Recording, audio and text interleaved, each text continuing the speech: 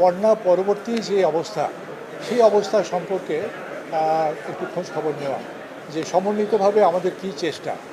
বন্যা হয়ে গেছে, সেইটার উপরে আর আক্ষেপ আহাজারি না করে আগামীতে এই বন্যা পরিস্থিতি মোকাবিলার জন্য আমরা সকলে মিলে কী প্রচেষ্টা চালাচ্ছি।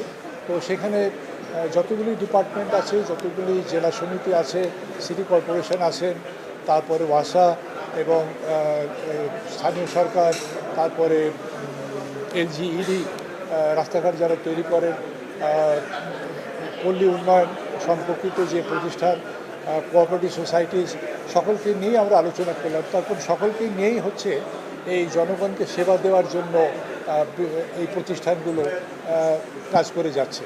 তো তাদের মধ্যে যদি সমন্বিত একটা প্রচেষ্টা না থাকে, কোঅর্ডিনেশন না থাকে, নেটওয়ার্কিং না থাকে, তাহলে এগুলো সম্ভব হয় না।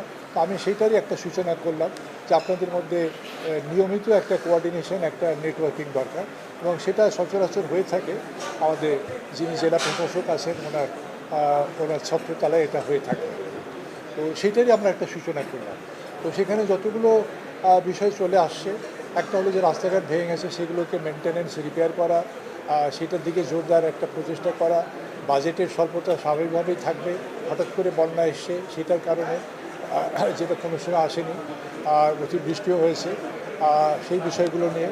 তারপরে যাতে বন্যা পরবর্তী যে অন্যান্য পরিস্থিতি, সেই বিষয়গুলো দেখা, মানুষের যে সমস্যাগুলো মেনলি তো হচ্ছে ওই যে কমিউনিকেশন, রাস্তাঘাট যেগুলো বেশি নষ্ট হয়েছে সেগুলোকে যত তাড়াতাড়ি রিপেয়ার করা সম্ভবপর।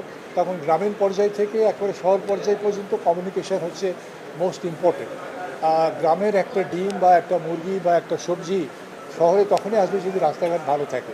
সেই জন্য আমরা রাস্তাঘাট রিপেয়ারের উপরে বেশি জোর দিয়েছি, গ্রামের উন্নয়নের দিকে জোর দেওয়া হয়েছে।